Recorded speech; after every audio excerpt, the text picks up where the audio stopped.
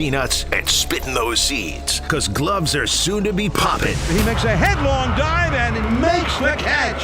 And bats are going to get cracking. Blast one! Deep right field! Gone! Welcome to KNBR's Giants Warm-Up. Way back there! Goodbye! On the sports leader. Good afternoon, everybody. Say hey, and welcome to another edition of Giants Warm-Up. My name is Anthony Garcia, getting you ready for first pitch tonight, 6:40 p.m. between our San Francisco Giants and the Athletics. The A's. I'm covering the mic and mouthing to YouTube. The redacted Athletics hosting our Giants. A's victorious last night 5-2. Joe Rizzo and FP Santangelo on the call. In our state's capital will be Trevor McDonald versus Luis Severino. But my name is Anthony Garcia. Welcome to another edition of Giants Warm-Up. You can follow me on my socials, Instagram and Twitter, @SportsAnthony. And as I always say, I am but a co-host. I am merely a co-host. All of you are my co-hosts. All of you are doing this with me. Call, text in. It's your show as much as it's mine. 415-808-KNBR. That's 415-808-5627. We are also live and in living color around the world. We are international on YouTube. Hello, YouTube. And I am joined, as always, by producer extraordinaire. You've heard of the man in the iron mask. He is the man behind the glass, Mr. Rafael Golden Corral. What's up, Rafa? Hey, fans. How you doing today? Say hello to the people. Let's get a win, man. The A's are beatable, I think. I think they are, too. I was doing my research for this show because, Raf, as you know, I am a broadcast journalist. A's 23-21. There are only 4 teams in the American League over 500. Which is kind of crazy. It's early in the season. Giants 45 games in, a little more than a quarter through the season. So things are going to still be a little wonky. We're evening out as we get through this season, at least through the first quarter. We are now heading into the halfway point in the second quarter of this season. Things very wonky. Let me tell you what we got coming up today. Let me go through the rundown first. At 4:20, pause. We are joined by a very special guest. The Rodfather is returning to the Sports Leader airwaves. Rod Brooks. We're going to party like it's 2000? Late 90s? Rod Brooks, a Bay Area broadcasting legend who you have heard in your ears and seen on your TVs for 4 decades now. Rod Brooks is going to join the show. San Francisco Chronicle Giants beat writer Shayna Rubin is going to join the show at the 5 o'clock hour. Shayna gets an applause as well. Everyone gets an applause here on Giants Warm-Up. We'll also do a little progress report. We'll have that in the show. Quarter of the way through the season, we'll do it grade school style. We'll do exceeds expectations. We'll do satisfactories. We'll do incompletes because you don't want to hurt the kids' feelings, Ruff. When you're 8 years old and you get an F or a F+. So you got to make it nice. You got to do exceeds expectations, satisfactory, and incomplete. We'll be handing out elementary school progress report grades today. And then, as always, it goes down in the DMs. I ask, you answered. I will open up my DMs for all Giants-related things only.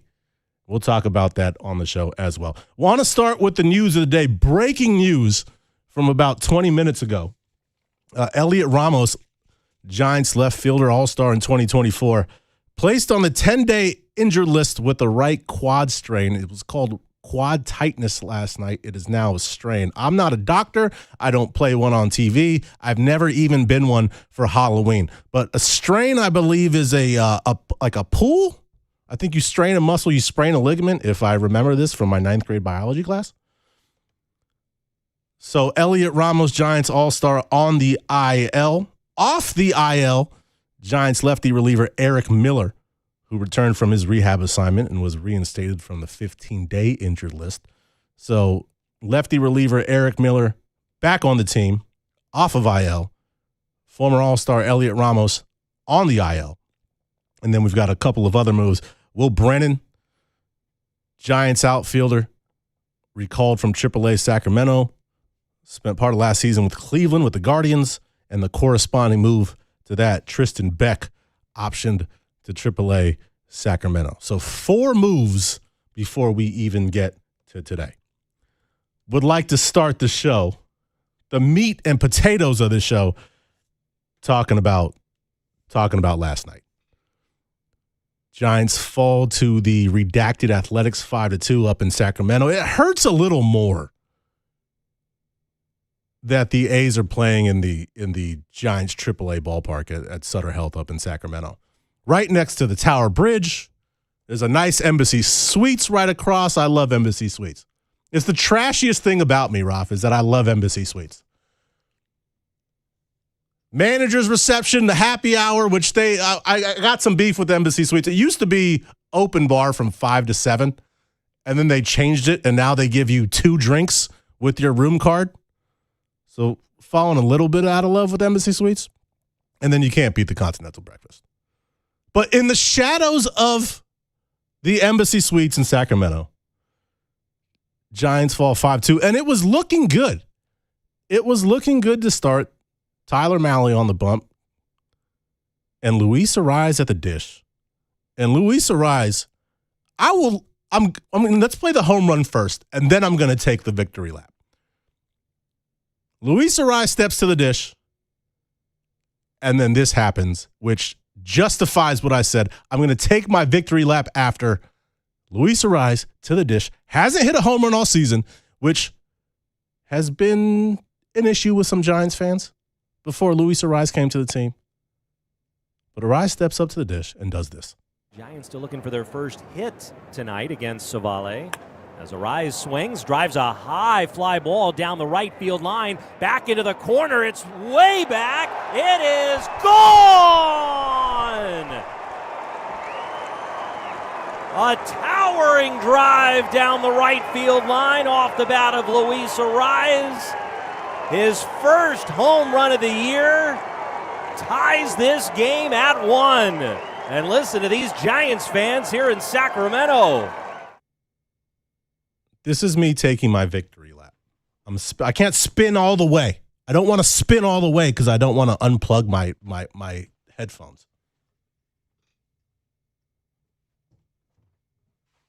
Spinning in the chair, that's my victory lap. Because for some reason, for whatever reason, when the Giants signed Luis Arraez, I remember I was on my way home from Sacramento, from the Fan Fest, when the Giants signed him.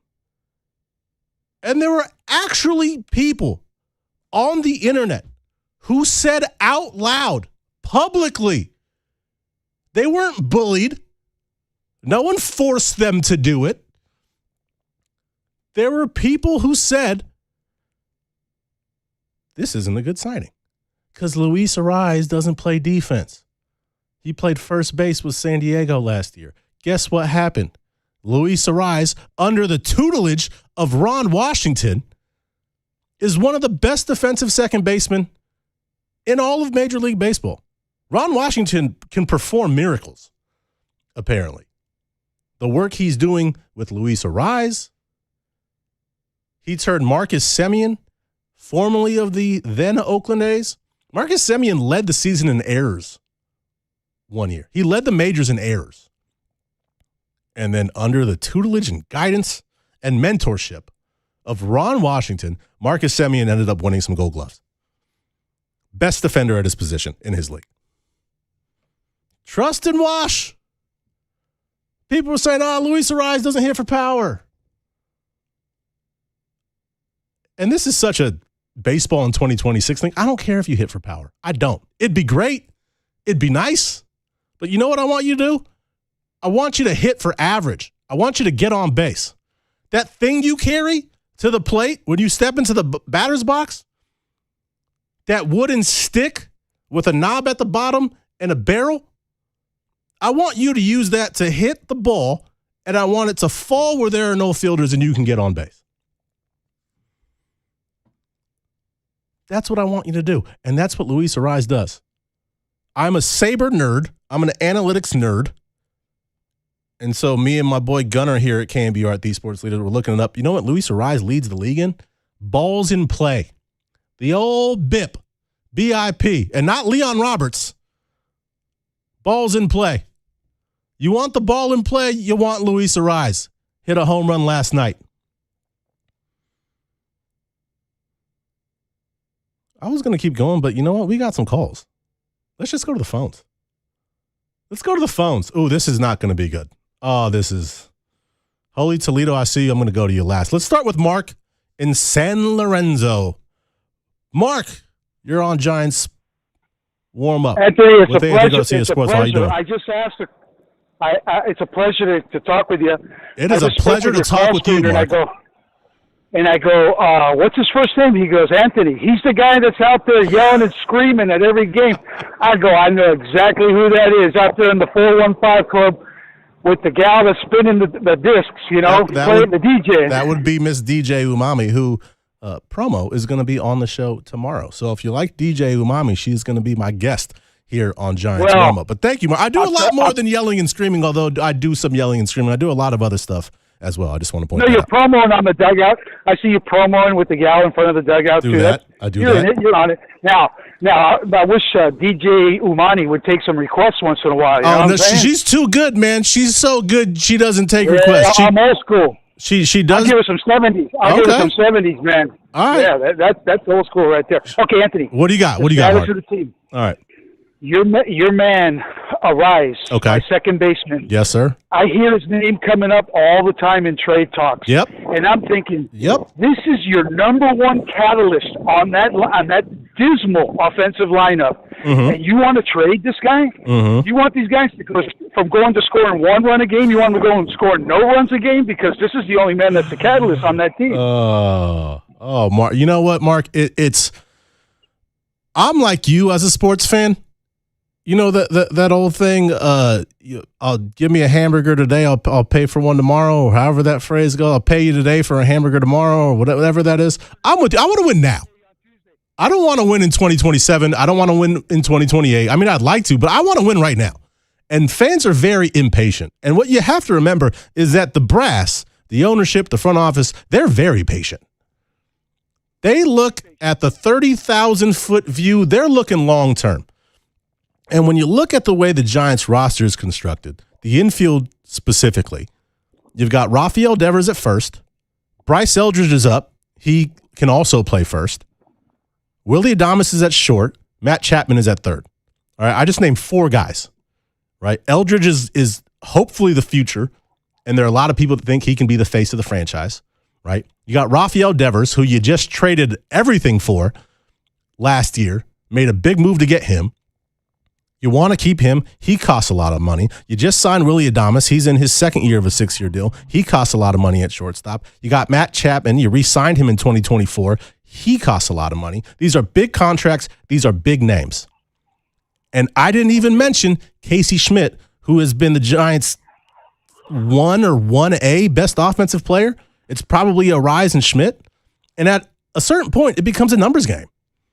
It becomes a numbers game. Ariz is on a 1-year deal. If the Giants continue to stay where they are in the standings, you probably want to unload him for something. I understand, Mark, and thank you for the call. I understand that you're so saying, why is Luis Ariz involved in trade talks? He's in trade talks because it's math. It's math. You're not going to move Adames, Chapman, Eldridge, Schmidt, and Devers. You're not. Ariz is on a 1-year deal. And if the Giants remain where they are in the standings and you can get something back for Ariz, as great as he's been, I can understand why the front office would make that move. Not saying I like it. I know fans don't. But we are thinking about today and today only.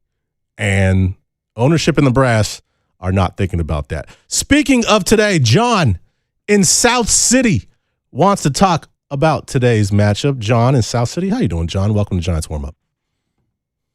Hey, Mr. Anthony, how's it going? First of all, it's an honor to talk to you on your warm-up show. First of all, thank you, man. It's an honor, man. It's an honor. It's an honor to be spoken right. to, and I love talking to the fans. I love you guys. It's probably one of my favorite parts of hosting, being in-game host at Oracle Park, is getting to talk to the fans and high-five and y'all. So I appreciate the appreciation, but don't get it twisted. I appreciate y'all too. So what's going on, John? All right, here's my key to the game is the Giants' bats need to get growing. 0 for 7 last night on base running, That's man. rough. That's not good. That's rough. That is not good, Anthony. That's rough. And then here's the thing. Yeah, it is. I agree with you as well, 100%. Your last caller talked about being patient. Now, I'm here. Look, man. As a fan, I saw 3 World Series from 2010, 2012. We all did, and they were great times, John. We all did. Yeah. Yeah, but here's the thing.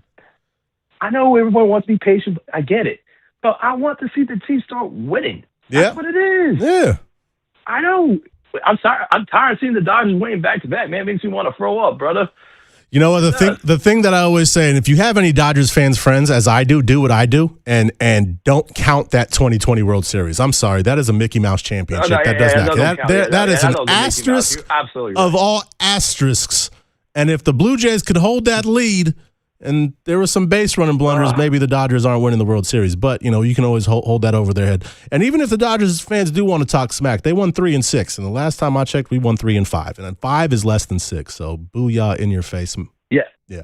Suck on that. I'm with you, though, John. I think we got to be a little patient. And I think you're right. The key to the game is the Giants have to put up crooked numbers. And they haven't been doing that. And the difference yesterday in the game, and you mentioned it, John, is the Giants went 0 for 7 yesterday with runners in scoring position. That's tough. You need to put up crooked numbers. I say this all the time. 1, that's a straight number. 0 is a round number. You need to put up 2 or more. Giants hit 2 home runs yesterday. Those were the only 2 runs they scored on 2 solo home runs. 1 from Luis Ariz that we just played and 1 from Harrison Bader.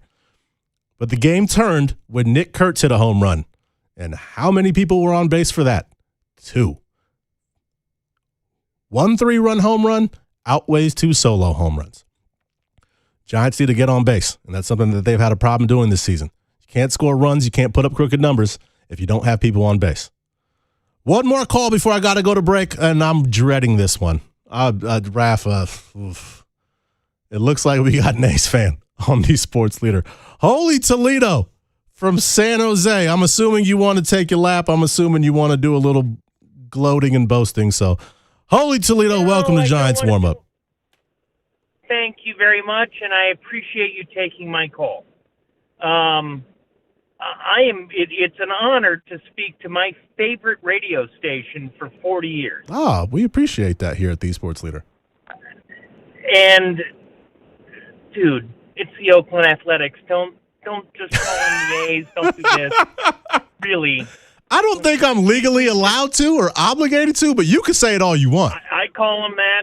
I say, let's go, Oakland. Yeah. Last celebration in my garage. There you go. Love Cool and the gang. I just want you to know you're going to be swept. Ooh, you think so?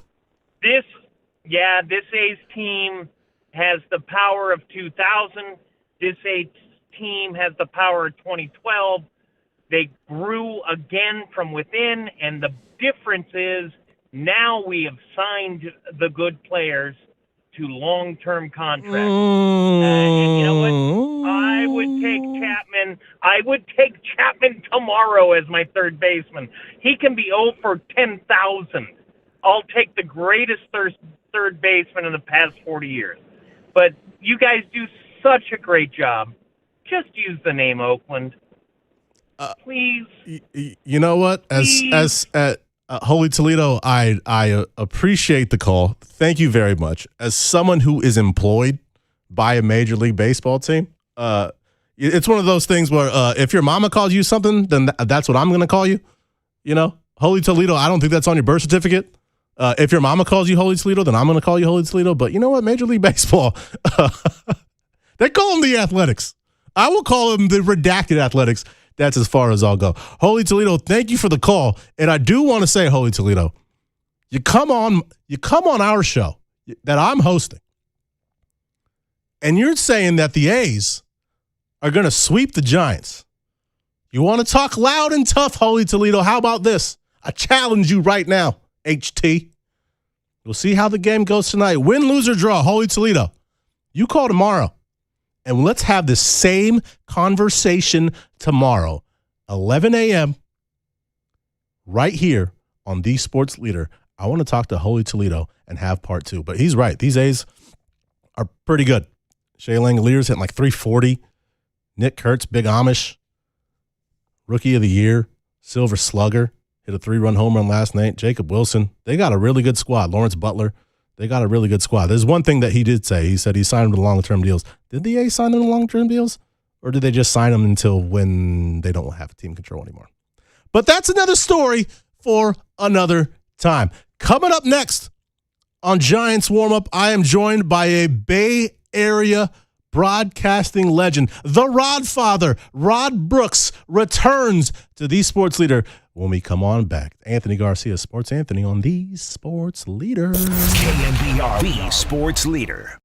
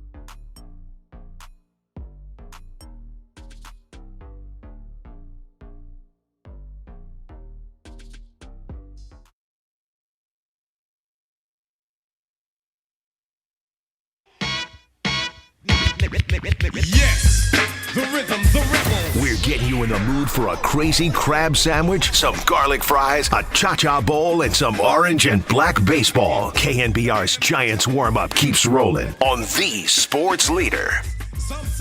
I'm going to try not to fangirl over this. But I welcome back to Giants warm-up, by the way. Anthony Garcia, a.k.a. Sports Anthony. Counting you down to first pitch, 6:40 p.m. tonight up in our state's capital in Sacramento. Giants and A's, I'm taking you to 5:40 p.m. Giants trying to get back in this series, trying to snap this 3-game losing streak. Having said all that, a true fangirl moment for me. I am joined by a very special guest at this time. 4 decades in the Bay Area sports radio and TV game. You see him on NBC Sports Bay Area. You have heard it on these airwaves. One of my broadcasting and radio heroes, and I cannot believe I'm going to do radio with him. Ladies and gentlemen, please welcome back to the sports leader, Mr. Rod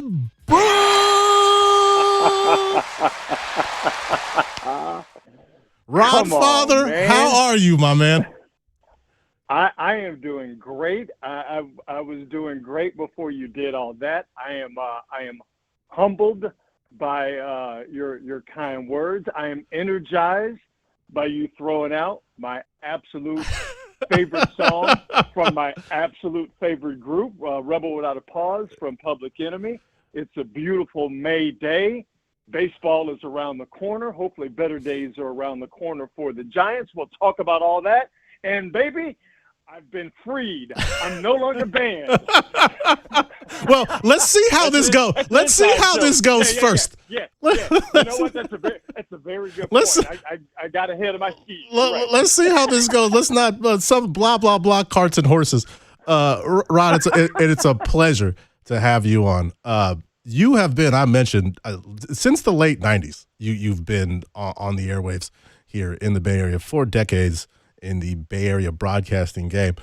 You've been here a mighty long time, and this Giants franchise right now, with where they are, it seems, how can I put this nicely, that there are more questions than answers right now when it comes to the state of the San Francisco Giants. In your 4 decades here, can you remember a time when that's happened? Because I can't really think of one. No. I mean, this is an inflection point for the Giants, and I'm not just talking about tonight and the next few games. You know, trying to get out of a losing streak and try to put together some semblance of a consistent winning offensive lineup, and to try and tie a knot in the bottom of the rope and hang on as far as pitching and defense is concerned. I think the Giants, and I don't say this flippantly, and I don't say this lightly, I do think the Giants are at an inflection point in terms of how they want to go about in steering this franchise. Because forever, the Giants have been loath, and I mean that in the strongest terms, to do anything that is resemblant of a rebuild. A rebuild, yeah. They do not tear it down. They do not tear it down. This is not what the Giants do. No, they do not do that.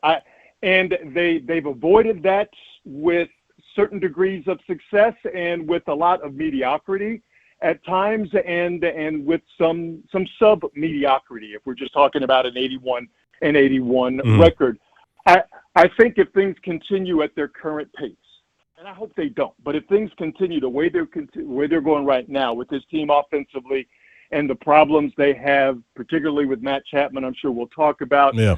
I know Rafael Devers has looked good in May, but boy, he looked like April Rafael Devers last night. Willie Adames can be hot and cold. Yep. And with what they have in Bryce Eldridge and what they have in the farm system, I think they're going to have to make a real come-to-Jesus decision about if they want to try and continue to avoid the talk of a rebuild or recalibrate or whatever, or do they want to go the route, maybe to not the extreme of what the Astros did, what the Cubs did, what the Red Sox did, if I'm remembering correctly. I think the Braves dabbled in it, and a few other teams where they just said, we're just going to tear it down basically to the studs. We're going to tank. We're going to rebuild, however you want to put it. I think the Giants have to have some serious conversations about that, because I just see with what they have right now, not just in terms of what we saw last night or what we saw in 2 games at Dodger Stadium, just what we've seen this year and last year. It just, I don't have a real, I know this is terrible to say on the pregame show, I just don't have a real positive feeling about the true direction of this team. I don't know if they're spinning their wheels or if they're actually going backwards. But in my own personal opinion, and again, I don't say this lightly, I don't say this to agitate people, I don't say this flippantly, they might not be going backwards, but I don't know if they're going forwards. And in the Bay Area and in sports, if you're not going forward, we'll be going backwards. Well, I like that they're trying to go forward. And here's what I like about my teams, right, is sometimes, not sometimes, all the time, I like when you go all in. I like when you make moves. And we've seen John Lynch and the Niners do it with Christian McCaffrey, and when they traded for Chase Young, and on the deals that they made, bringing in Emmanuel Sanders mid-season in 2019, and even in the Warriors when they traded for Jimmy Butler, and there were reports that they were trying to get Giannis Antetokounmpo, and now you got the Giants. Last year, they were making a run in the middle of the season. They go out and they trade for Rafael Devers, a 3-time All-Star and a 2-time Silver Slugger. Earlier that year, they signed Willie Adames, a 30-home run hitter. The year before, they re-signed Matt Chapman. They want these guys to build the building blocks of this foundation. Even this year, signing Luis Ariz to a 1-year deal, which there was a lot of talk on social media and sports talk radio about whether that was a good move or not, and Luis Ariz has been one of their 2 best offensive players. So 100%. I hear, and so you look at that, yes, they're making a move, and to use a poker analogy here, sometimes you just got to go all in with a pair of 8s. Or a pair of 7s, and just hope that your opponent doesn't hit his overcard pair or doesn't hit a flush or doesn't hit a straight. So I get it, Rod, but they are trying to make moves, and you mentioned the Cubs and you mentioned the Astros who had their teardowns, and you're from Houston. You're an Astros fan. The Astros were terrible in the early to mid-2000s. You remember that the perfect game that Matt came through in 2012 was against the Astros, and then look what happened. 2017 to 2025, you had 8-9 years of success that led to 2 World Series. We won't talk about the banging on the garbage can. But so I don't think sports fans honestly have the patience to do a teardown. They don't have the patience right now. So it kind of seems like, do you want the teardown? You know you're going to suck for 2-3 years. For maybe 7-8 years, maybe you have a title window. I just feel like sports fans don't know what they want, and I think. Go ahead. I think if that progress, if that teardown leads to positive progress, I think people are willing to deal with that. I mean, clearly it's not an optimal situation. No, not even close. And again, I don't say this about the Giants to be antagonistic. This is just my opinion based on what I've seen this year. I know you don't. Yeah, but when you look at what they're doing right now, in context with what we've seen last year, and I think what we can genuinely and intelligently speculate on what the future will look like in the immediate future and the future beyond. I'm not going to answer this question. I just don't get a sense that this Giants team is one that is going to propel forward. You get what I'm saying? Yeah, I understand. They're going to be one of the 5 best teams in the National League. I mean, they're just now getting to 20 wins. Yeah. And we are in the middle of May. I mean, just when you just start to think about it from in terms of a math problem, it's going to take you in the high 80s to get to the playoffs. Yeah. Do you expect this Giants team with only 20 wins, if I'm remembering correctly, in the middle of May, to rip off 50? Oh, possibly. This is something I always point to, and it's unfortunately something I've had to say over the last couple of years. Is we've seen teams get hot, and I think once you get to 500, and we've seen it. They just took 2 out of 3 versus the Dodgers in LA. They took 2 out of 3 against the Dodgers earlier this season at Oracle. I mean, we know they have it in them. They just have to. We've seen this with lineups too. You need guys to get hot at the same time, and it is not an accident that last year in late August, early September, when Willie Adames and Rafael Devers got hot at the same time, they go 10-1, 11-1. I think they just need guys to start cooking at the exact same time. The thing is that the guys you are relying on once again to start cooking at the exact same time are far from cooking. Yeah. And you again, if you just look at it in terms of it being a math equation, how much longer are you going to have to wait for them to get cooking before you start to run literally out of time, right? It's the middle of May. Yeah. And the Giants have only won 20 games, right? Am I 18? But we can we'll round up. We'll round up. Even worse. Like, could it happen? Yes, but I think you're really starting to get in dangerous territory of, well, if we could just wait for those guys to all get hot. You keep waiting, and it's going to be mathematically impossible for you to do anything in terms of winning enough games to get into the playoffs, even if those guys do get hot. And you got to come to a decision about Robbie Ray, whether you're going to keep him around and try and re-sign him, or whether you're going to trade him. Do they have the potential pieces and talent to make a run and turn this thing around, just to get to 500 to start, to then go in a positive direction? Yeah, but to me, it just seems like there are far too many questions and not enough answers to those questions that we know of, and the questions that we don't even know of at this point. Yeah, I like what you said. At some point, it becomes a math problem, right? And I was doing the math, as I am a broadcast journalist, as I always say. Thank you, because clearly I am incapable of doing it. 83 wins was the number last year to get the final wild card spot. The Giants are 18-27. 83 win pace means they would have to go 65-52 over the final 117. So they need to finish 13 games over 500. Right now, they're 9 games under. Rod, as a fan of yours, as someone who I've listened to for many years, I know that you like to have fun. And maybe the best thing that happened with the Giants this week was the short-lived but well-remembered, how can I say this on terrestrial radio and the internet? The thrust celebration that the Giants had, which the thrust is the word I'll use, which was all over the internet, all over social media. And I enjoy baseball really is a regional sport. And I like when the Giants kind of break through and make national headlines, even if it's something silly as thrusting. And this is the same franchise that had the Golden Thong and the Machine. And this is a franchise that likes to have fun. And I think the people here in the Bay Area, I can say this as a city kid, enjoy that a lot. And I think we were enjoying the thrust celebration. It got kiboshed. But, Rod, I know you like to have fun. I'm assuming you like the thrust celebration. How did you dig it?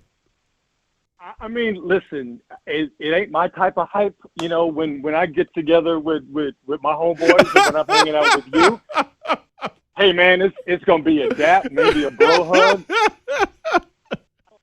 I don't know about bumping uglies, but hey, listen, in true San Francisco Bay Area fashion, I'm all about letting your freak flag fly. So go for it. If that's how you get down and you want to celebrate, and you want to do it in the middle of the outfield of Dodger Stadium, why not? I'm not going kink shame you. But is this something I can get down with? I can't co-sign on that. I can't do it. I appreciate you not yucking anyone else's yum, right? I mean, just don't cause no harm. I don't think they cause any harm. I will say this, and I know this is an audio medium, but I'm going to do it anyway. That last thrust by Drew Gilbert, diabolical, right? Because Ramos was done. Yeah, he had to get one more in there. Drew Gilbert's like, no, let me get one more in the mix. I'm like, okay, I see what time this guy is on. Drew is a character. I love him. He's starting in left field tonight, by the way. One last thing. I want to play a game with you. No thrusting involved in this one. So back in the day, you had and I don't know if I could say this because it's a different time. You had a certain challenge on your show. You and I have talked about it when you would have two different people. I'll just say this from two different demographics compete against each other. So we were just trying to bring people together, and just you have did. People understand different cultures, and you 1,000% did. So instead of that challenge today, we're going to do the generational challenge. So this is the first ever Anthony Garcia, Rod Brooks generational challenge. All right, here's the first question. Who do you think will go, when it's all said and done, when the dust has cleared and the smoke has settled and all that good stuff, who will eventually go down as the better Giants first baseman, Brandon Belt or Bryce Eldridge? Ooh, boy, These are the gonna be hard-hitting questions that you get on Giants warm-up with Anthony Garcia. But it's a very good question because, listen, Brandon Belt, the further we get away from his career, I think the more beloved he's going to become by Giants fans. Yeah. And we saw people started to gravitate towards him more when we all could see that the end of his tenure with the Giants was coming. Mm-hmm. And he showed more personality with the captaincy and all of that kind of good stuff. I think that because Brandon Belt was a part of championship teams, I think until Bryce Eldridge, and I hope that he does that with the Giants, is a part of a Giants championship team in the not too distant future. But until that happens, and if it doesn't happen, I think Brandon Belt is still going to be that guy.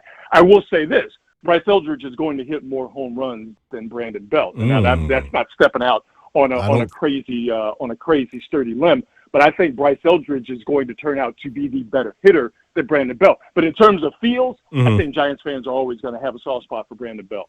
You know what helps is when you win world titles. And Brandon Belt has 2 of them, and he was a big part of one especially. I'm thinking 2014 when he hit that home run against Washington.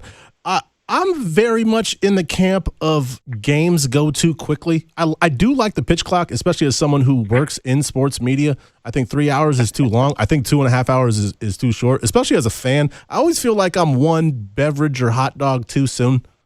So as someone who grew up pre-pitch clock, do you like the quicker games? Are you a fan of the quicker games? Yes. Okay. Yes, absolutely. I love it. I absolutely love it. And see, here's the thing. Yes, I grew up where there wasn't a pitch clock, but I grew up watching baseball in the 80s, particularly National League baseball in the 80s. Yeah. And games in the 80s were regularly 2 hours and 30 minutes, 2 hours and 40 minutes, 2 hours and 45 minutes. You didn't have 3-hour, 9-inning baseball games. Or longer. It wasn't or longer. Yeah. It wasn't until you got into the late 90s and the 2000s to where, and I put the blame squarely on the players. I know the umpires had the opportunity before the pitch clock, and still do, to regulate time wasting, but the Yankees and the Red Sox in particular, and everybody else, the batters started wasting time, pitchers started wasting time, and me, but just my own personal get down in life, I just don't like for my time to be wasted. So I absolutely love the pitch clock. I absolutely love the ghost runner thing. Doesn't bother me. I could do without it. I love all the innovations that baseball has done. I don't think Rob Manfred really likes baseball, but I think I think ABS, obviously instant replay, and the pitch clock, I think all of those things have served to make Major League Baseball a better television product. And I'm very sensitive. Like I've talked about this with Jack Loader, the social guy at KNBR about this. Love Jack. On Twitter, we've gone back and forth. Yeah, Jack's great. I'm sensitive to fans who go to the game and they just want a little bit more baseball. I get that, and I think that point's valid. But baseball is mainly consumed on television. And baseball, that's how baseball makes, in essence, its livelihood, by it being televised and people watching it.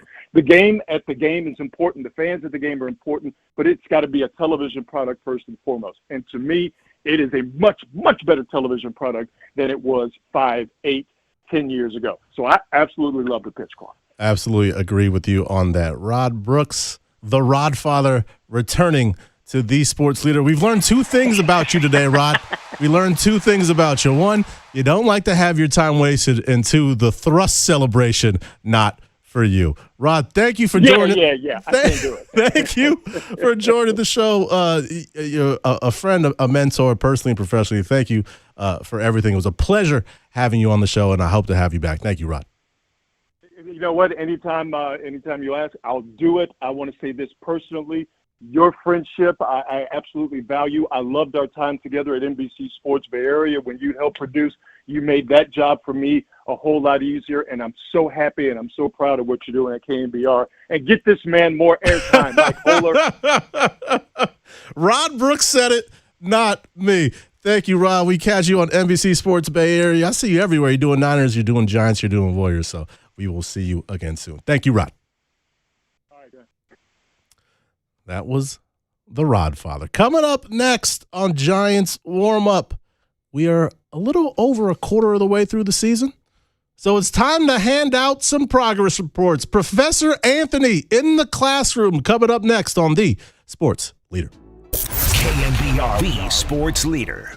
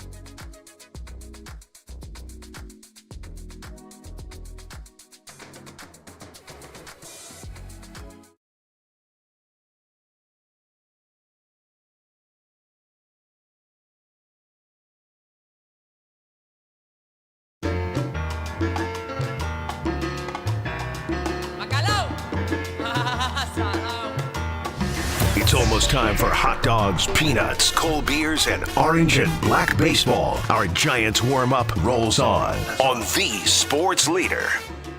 Welcome back to Giants warm-up with Anthony, a.k.a. Sports Anthony, on the Sports Leader. How about the Salsa Leader today on this Salsa Saturday? Little Hector Lavoe, little Willie Colon. I think I'm the first KNBR host to play Yo Gotti, and I think this is probably the first time we've had Hector Lavoe. Lee Hammer says no. Raph, the man behind the glass, he's calling it the Salsa Leader. Raph, say what's up to the people. Hey, what's up, people? Come on. Raph, we are counting down first pitch at 6:40 p.m. Game 2 tonight of this weekend series between the A's and the Giants up in our state capital, Sacramento, California. I'm going till 5:40. Joe Rizzo and Sacramento native FP Santangelo on the call. And how about this? FP's mom, Mama Santangelo, throwing out the first pitch tonight. I hope that Mama Santangelo taught FP everything he knows. I'm excited to hear what happens. I hope someone will take a video. I'm sure it will be somewhere on TV. I'm excited to see what Mama Santangelo has to do tonight. We'll see. We'll see if she gets it over. FP is catching it, so I think he can frame it. No matter where it lands, he could put it in the strike zone. That's what I would do for my mama. I'm excited to hear about that.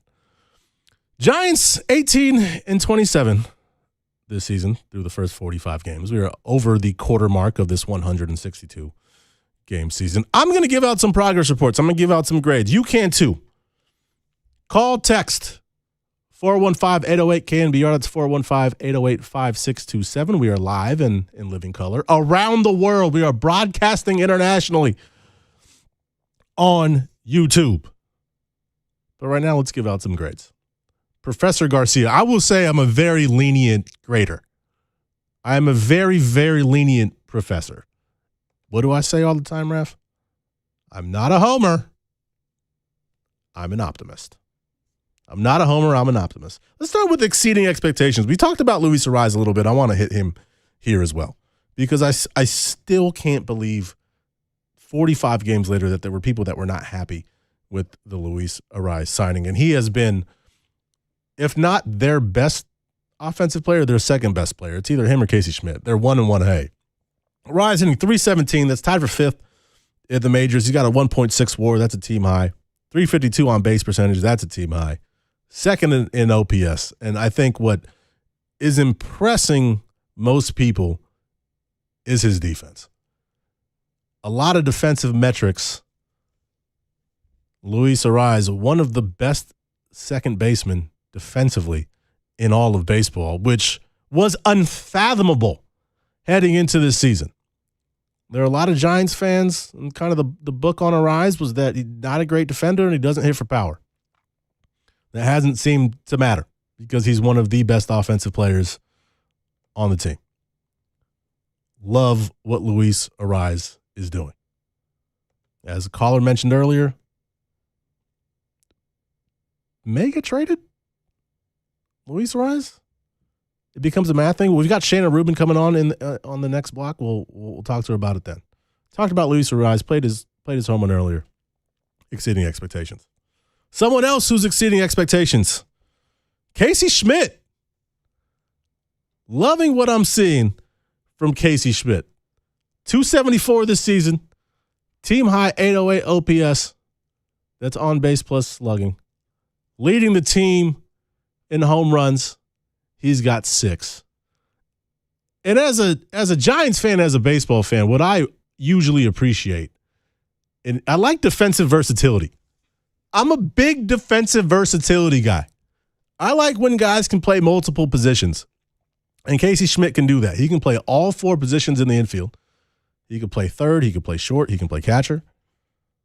He's playing left field last night after Elliot Ramos went down. Played left field. And if you look, if we hop in my DeLorean right now and we drive to 88 miles an hour and we take a look at what we all thought, let's go back to spring training, at what this team was going to look like. Every position was pretty much accounted for. You knew Patrick Bailey was going to be the everyday catcher, and crazy that 40 games in, he eventually gets traded to Cleveland last Saturday, the day before Mother's Day. If I've learned anything about this Buster Posey administration, he does not care what holidays are coming up. Buster Posey is going to make moves. Traded for Rafael Devers last year on Father's Day. Probably ruined my dad's Father's Day. Made my Father's Day better. I'm not even a dad and I got a gift. I got Rafael Devers for Father's Day. That's a better gift than I could have given my dad. We were all hanging out. We immediately turned on the TV and started watching the game and hearing about Rafael Devers. Buster Posey ruining Father's Day family functions. And then last week, the day before Mother's Day, trading Patrick Bailey. I shudder to think what Buster may do on the 4th of July. We're going to be at barbecues. We're going to be having a beverage or two, playing some music outside, and there's going to be a giant shattering trade probably. I feel bad for the beat writers. I hope they don't have plans. If a holiday's coming up, Buster's making a move. God love Buster. So Bailey's gone, but was the everyday catcher. All right. Our infield was set. We had Devers at first, Ariz at second, Adames at short, Chapman was at third. Our outfield was spoken for. Ramos, who's an all-star. Harrison Bader, the former Gold Glove winner in center field, and then Jung Hoo Lee in right, moving from center to right.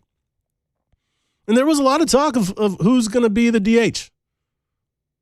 Who's going to step up and take that spot? It was kind of like the 9th spot seemed up for grabs. And there were some names like, Christian Koss and Gerard Encarnacion. Koss got optioned today or yesterday. Encarnacion DFA'd. He's not on the team anymore. But it seemed like Bryce Eldridge and Casey Schmidt were kind of the leaders in the clubhouse for that 9th spot. Ended up going to Schmidt. And, of course, there was the viral moment with Matt Chapman from earlier this season. But Schmidt has been, along with Luis Arraez, the top 2 Giants offensive players. And the numbers back it up. And love that he has defensive versatility. And his bat needs to stay in the lineup. I know a lot of Giants fans want that Casey Schmidt bat in the lineup. Looking at the YouTube comments right now. Stephen Dre 2902. Posey made mine better. Best Mother's Day. Oh, dear. Well, Casey Schmidt's been great. And, it's a numbers game in the infield.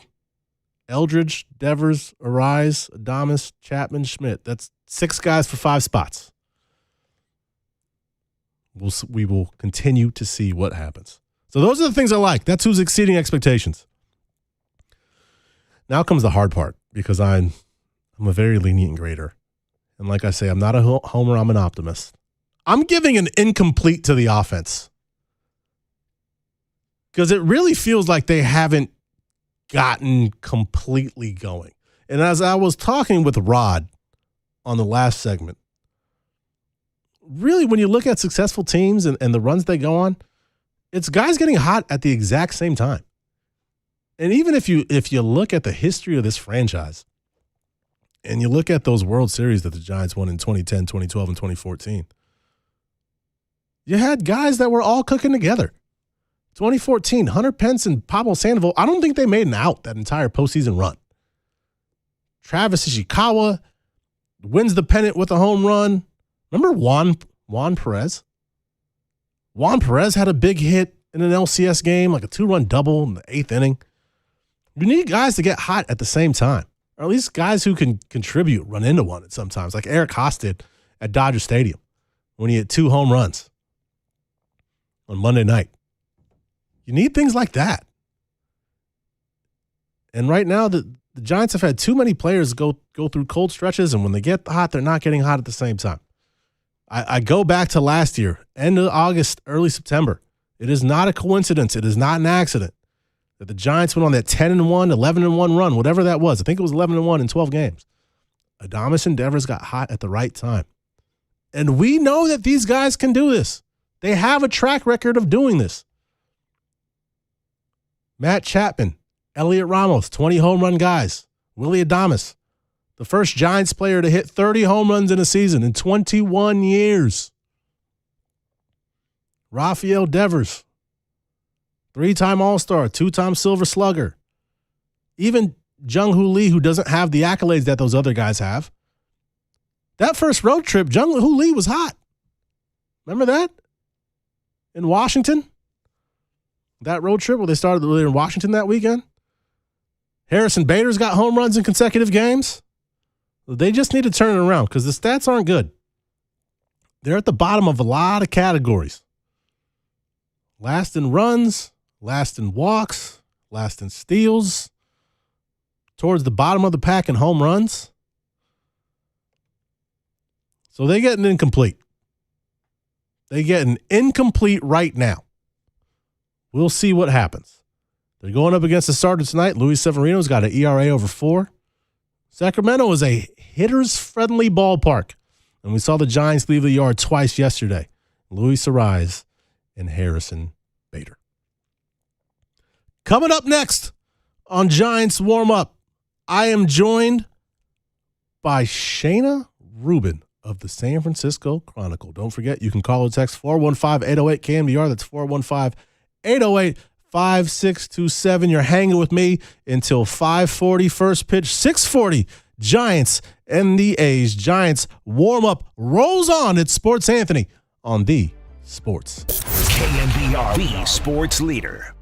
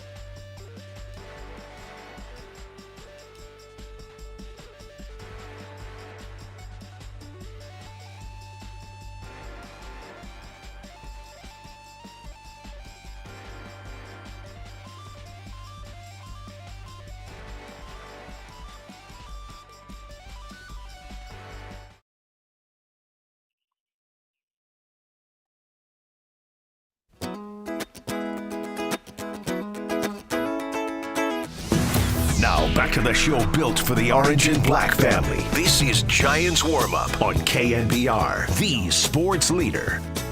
You are listening to Giants Warm-Up on the Sports Leader. Anthony Garcia, a.k.a. Sports Anthony, getting you ready for Game 2 of this 3-game weekend series between the Giants and the A's up in Sacramento. The Giants, unfortunately, did not get the victory last night. That went to the green and the gold. 5-2. 5-2 was the final in that one. And I'm joined right now by a very special guest. She was there last night at Sutter Health Park, front and center on NBC Sports Bay Area, interviewing Tony Vitello. You have seen her at Oracle Park. You have seen her in the press box. Sometimes you see her on TV in those press conference scrums, and you can read her on the San Francisco Chronicle. Sports leader, please welcome Miss Shayna Rubin.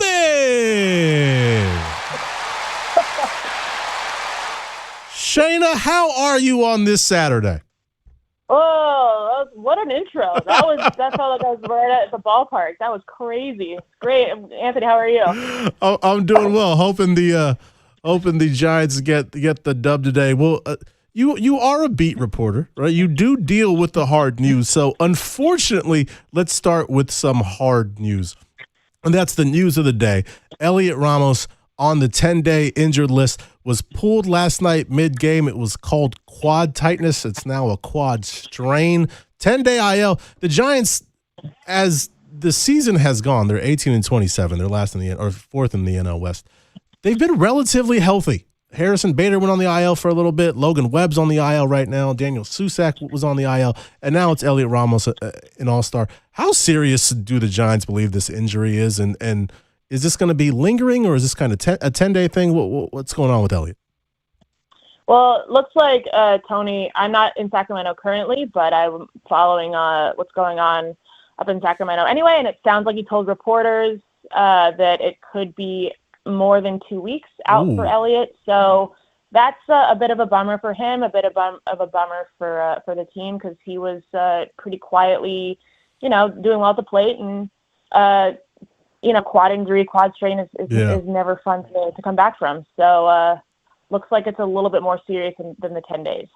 Yeah, last night was very interested in it, and it certainly intrigued me that of the many options that the Giants could have put in left field to replace Elliott when he strained his hamstring, they put Casey Schmidt out there.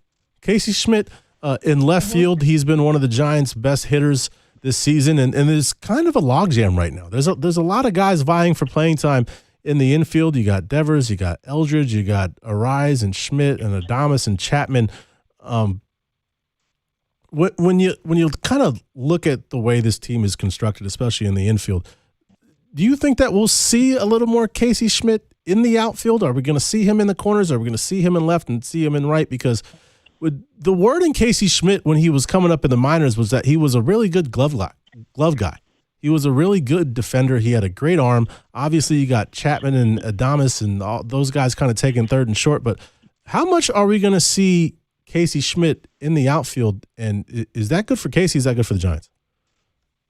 I mean, I think that it's sort of it was a concept that was soft launched a couple weeks ago that Casey could get into the outfield, something that his teammates and he said that he's been working hard at to be able to have the opportunity, or not the opportunity, but when they need him out there to be able to slide in there. And it's really just a testament to Casey and what he's been doing at the plate, because at this point with sort of the I don't want to say strange, but just the way that the roster is built and constructed, and with the struggles that the offense is having, the priority is to find a way to ensure that Casey is getting in the lineup. And that's tricky because, he's both one of their best hitters and also doesn't have a permanent home. So you're really just stretching the bounds with which you can get him defensively into a game. Last night, it was we asked Tony why Casey and not Drew Gilbert, the more sure-handed defensive guy. Yeah. And the general answer is, we wanted you're down 3 runs and you want to get your best bat out there. He had been out of the lineup. So a lot of their decision-making right now is the way that Tony puts it is that they're trying to just chase bite wins, whatever they can do to generate more offense, which is, not really coming to them easily. And part of that is just figuring out ways to get Casey Schmidt in the lineup, in the game, more at bats to spark things. So I don't know how often we'll see Casey out there. I don't know how much, especially in Sacramento. The outfield is very difficult because the winds are really swirly, and that's because there isn't a third deck, and it's a little bit of a trick. But he's not out there today, and that might be part of it. But I would not be surprised that with Elliott out, that sort of unlocks maybe a chain reaction of certain opportunities for other guys that haven't had consistent playing time, and also unlocks an opportunity for Casey to maybe get in the outfield a little more. Yeah, you mentioned how difficult it is to play in the outfield in Sacramento. I know a lot of fans, there are people on social media, there are people on sports talk radio that say, oh, well, we need Casey's bat in the lineup. Let's just put him in the outfield. Let's just put him at left, and let's just put him at right. And we kind of saw this happen that last homestand with Jesus Rodriguez in right field, dove for a ball, couldn't get to it, that led to the runs that eventually ended up to the Giants losing that game. Right field, especially at Oracle Park, is probably one of the most difficult places to play right field because you got that 24-foot wall, 24 feet in honor of Willie Mays, that's made out of like 9 different materials. You got the brick, and you got the chain link fence, and you got whatever the out-of-town scoreboard's made out of, and you got the metal from the Levi's Landing. So it seems like the Giants right now are prioritizing offense over defense. We saw that when they traded Patrick Bailey last Saturday, and now Casey Schmidt left to right. Is maybe the philosophy of the Giants right now, hey, it doesn't matter about fielding. We need bats and we need runs. Is that kind of what the Giants are doing? Yeah, I wouldn't say it doesn't matter about the fielding. I think that would be not the philosophy you want to take in any situation, but it does feel like there is more of a focus on how can we optimize the offense and use the positional versatility we have in-house to get the best lineup out there. So I think that's what you're seeing with Schmidt trotting out there last night. That's what you're seeing with Rodriguez. That's what you're seeing with having 3 catchers on the roster. Haas can play in the outfield. Rodriguez can play multiple positions. So I would say, just from my perspective, defensive versatility sounds really good in theory because of this option, because then you can essentially trot out the best offensive look that you have on a given day and given the matchup. But it's also, to the defensive part of it, you don't necessarily want to keep having your players out of their most optimal defensive position too much. Because that's a vulnerability that would eventually get exposed or eventually become too much. Yeah. So it's a balancing act that we're currently witnessing, I guess. Yeah, I know it's a little bit of older news, but I wanted to talk to you about it last week. Patrick Bailey, and kind of a shocker. I think not necessarily that he got traded. I think when he got traded, getting traded in the first quarter of the season, Patrick Bailey traded to the Cleveland Guardians. Patrick Bailey, kind of an interesting case. When guys leave or they retire, they get traded. I kind of like to look at players kind of, I don't want to sound morbid or macabre, but kind of eulogize their Giants playing career. And Patrick Bailey was an interesting one because he won 2 Gold Gloves. There was a lot of chatter about what he didn't do offensively. But if you look at some of the highlights, last year, he's got the walk-off inside the park home run. He's got the walk-off grand slam versus the Dodgers. This year, he's got the 3-run home run against the Dodgers at Oracle Park. How will you remember Patrick Bailey, his time here in San Francisco, and how do you think Giants fans should remember Bailey? Oh, I mean, I think that you summed it up nicely. He was one of the best defensive catchers, and if not the best defensive catcher in baseball during the time that he was with the Giants. And even for a lack of consistent offense, he had a knack for the clutch moment. Yeah. He had some of the most thrilling plays at the plate overall over the last couple of years. So I think that when fans eulogize without making it sound so morbid, when fans remember, there you go. when fans remember Bailey's time here, I would imagine it's more like the exciting moments, like the walk-off inside the Parker is probably one of the most insane things I've ever seen live. Just because it was the whole time what am I seeing? What did I just witness? What am I watching right now? What is happening? Is this real? And sometimes that's just is this actually happening moment that was happened with Bailey quite a few times. And the defensive stuff is really, a lot of people maybe, I don't know what they take it for granted, but it's a lot of value that shows up in the numbers that us nerds look at a lot, which is he's saving a lot of runs, and he's making the pitchers that much better just by virtue of his framing. And that was really his superpower defensively, is the framing. So I think that if anything, he'll be remembered as ever just go for the framing and for the what the heck moment. Yeah. It's interesting. Fans, I feel like sometimes can overlook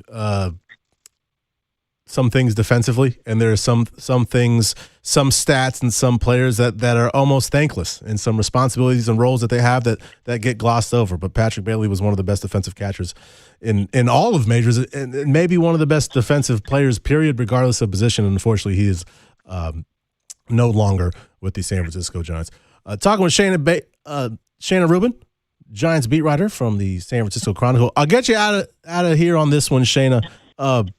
There's just something lacking when the Giants and the A's play, and it's no longer in Oakland. I miss the Coliseum. I miss the drums. I miss walking over the BART Bridge and the people selling the hot dogs on the BART Bridge. I miss it. You were there last night. I haven't been to a Giants-A's game in Sacramento. You were there. What's the energy? What's the vibe like at Sutter Health Park? How is it different from Oakland? Is it better in any ways? What's it like in Sacramento catching a Giants-A's game? It's very bizarre. It's just a bizarre scene because I feel like I've been in more Rivercat. It's the Rivercats Park. It's the A's Park. It feels like a minor league park, no matter how much you dress it up otherwise. Mm-hmm.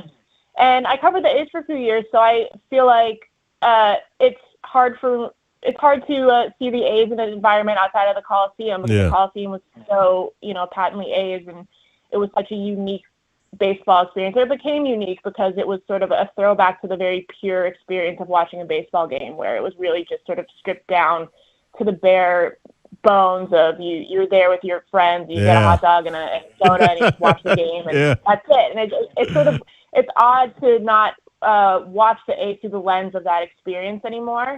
And now it just feels very transitional for them, at least. And I mean, it clearly is transitional, but and in Sacramento, it's the location is so interesting because there's a lot of Giants fans in Sacramento, a lot of A's fans in Sacramento, so it feels like a blended experience. It doesn't feel too much in this series, too much like a home or away advantage, other than the oddities of the ballpark and how each team is used to those oddities. But there's some Giants players that have played in that ballpark a lot, just by virtue of playing for the Rivercats. So it's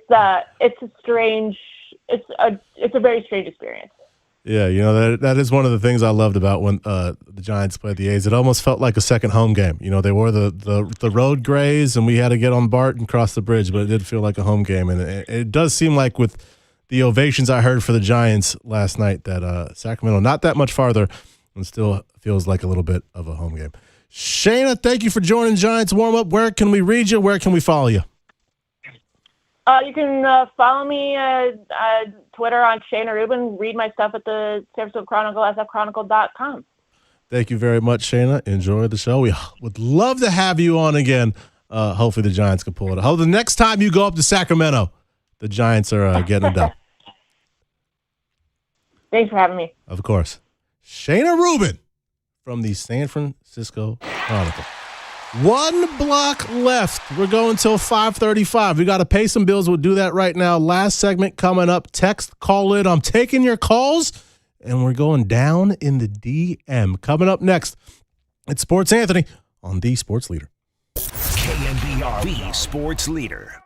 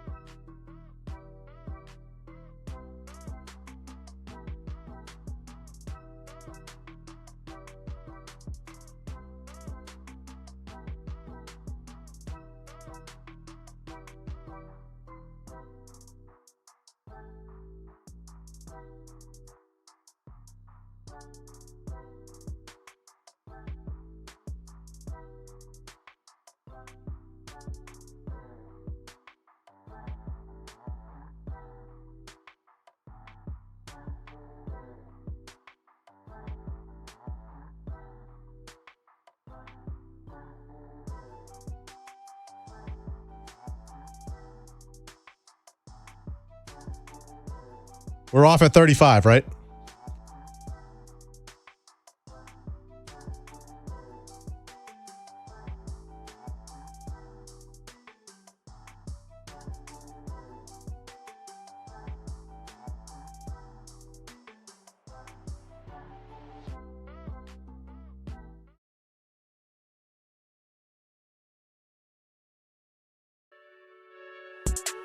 I seen your girl post a BM, so I hit her in the DM. Giants fans, first pitch isn't too far away as KNBR's Giants warm-up continues on the sports leader. We are counting down the first pitch, 6:40 p.m. tonight. A's and Giants up at Sacramento, game 2 of this 3-game weekend series. Anthony Garcia, a.k.a. Sports Anthony, the host for the day. Call, text. We're going for another 6+ minutes. 808 KNBR, 808-5627. As the Giants take on the A's. Look at the lineup for the Giants tonight. Goes Leah Rai Schmidt at the top. Devers Adames Chapman in the middle. Gilbert Bader and Jesus Rodriguez at the bottom. Jesus Rodriguez catching tonight after Daniel Susac caught last night.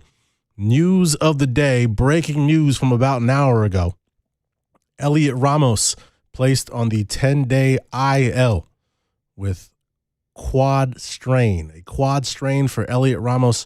He's going to miss at least 10 days. We had Shayna Rubin from the San Francisco Chronicle talking to her on the last segment. She said it's looking more like 2 weeks. So Elliot Ramos may be out for a while. Drew Gilbert getting the start in left field today. Batting 7th, Harrison Bader, the start again in center field, batting 8th. Casey Schmidt DHing. No Bryce Eldridge in the lineup tonight. Let's open up the DMs and see what people have to say. We will start with Jess. This was an interesting one, and this is one that may get a little more noise as time goes on. Here's what Jess asks. She said, with Kyle Harrison killing it in Milwaukee's rotation and James Tibbs excelling in the Dodgers farm system, is there any chance the Devers trade turns out to be a mistake?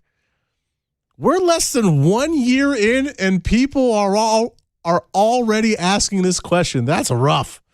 I do see where Jess is coming from, though, because if you look at the numbers, Kyle Harrison is having a phenomenal year in Milwaukee. 4-1 with a 2.09 ERA. He's not a qualified starter. He doesn't have enough innings to be a league leader, but his 2.09 ERA, that would be 7th in the National League. Having his highest WAR ever, 1.5 WAR. His highest here in San Francisco was 0.6, so a quarter of the way through the season, and he's already at 1.5 WAR. And, you know, the book on Kyle Harrison was that he struggled in the strike zone sometimes. He was a little wild. And in 38 in the third innings, 48 strikeouts and 13 walks. So the walks are down. Kyle Harrison playing really well. And then James Tibbs in AAA, Oklahoma City in the Dodgers farm system, 40 games, 11 home runs, 27 RBI. He's got a 987 OPS. You have to make the trade. You just have to. You have to trade for Rafael Devers. You do. He's one of the best left-handed sluggers in the game. You have to trade him. And as more proof that the Giants won that trade with Boston. Boston got rid of Kyle Harrison, traded him to Milwaukee. And then James Tibbs, they traded to the Dodgers. And it sucks that Tibbs went to L.A. If he was doing this with another organization, that's probably better.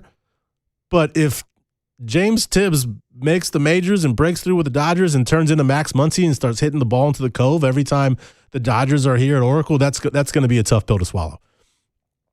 But they did win the trade with Boston. They won the trade with Boston. And you know what? It's not our fault that Boston then got rid of Kyle Harrison and James Tibbs. And not for nothing, Jordan Hicks, who was also involved in that trade, no longer in Boston either. Derek asked, does it feel like this can be the turning point of the Giants season? I feel like it could be. I think the split in L.A., winning the first 2 games was good, but you know, the thing with these Giants is every time it feels like they take a couple steps forward, they take a couple steps back. And I go back to, you know, the first week of the season when they won 2 out of 3 in San Diego, and then they come home and they lose 3 out of 4 to the Mets. Or last month, the Giants had that homestand with the Dodgers and the Marlins. 2-time defending World Series champion. Dodgers come to town. The Giants win the first 2 games of the series. End up going 4-2 in that homestand. It looked like they were turning it around. And then they go on the road. Philly and Tampa, they lose 6 in a row. They went 0-6 on that road trip. Of course, that disastrous doubleheader in Philly when the Giants blew the save in the 9th in both games of the doubleheader. And then getaway day in Tampa, Ryan Walker blows the lead in the 8th. So, you're hoping the Giants can start to build some momentum, but every time it feels like they do, the rug gets pulled out from underneath them. Win the first 2 games in L.A. against the Dodgers earlier this week. Nice little 3-game win streak after beating the Pirates on Sunday. And then they lose their next 3. Drop the final 2 in L.A. And then last night against the A's in Sacramento. Last one because I'm up against it. I like this. I like this one from Gunner. Gunner's a little younger, so I'll excuse him. But Gunner said, "When will the suffering end?" And maybe I'll answer this tomorrow too. I'll expound upon it because I'm running out of time. Giants warm up 11 a.m. tomorrow, by the way. Come wake up with me. Let's do breakfast and baseball. When will the suffering end? Gunner asks. It's not that bad. We're 45 games in. We won 3 World Series in our lifetime. Like, the sky is not falling. It's okay. Everything is going to be okay. I know we want the Giants to win every year and go 162-0 and win a World Series. It's not going to happen. Maybe 161-1 can happen. It's to say that Giants fans are suffering is a stretch. That is a stretch. I see Gunner now. He's pointing at me. Oh, it's not suffering. And you know when the suffering ends? The suffering's going to end tonight because the Giants are going to get the dub playing in Sacramento against the A's. Joe Rizzo and FP Santangelo on the other side. Giants and A's, Game 2. Thank you for listening to Giants Warm Up. I'm back tomorrow morning at 11 a.m. And as I always say, put Barry in the Hall of Fame.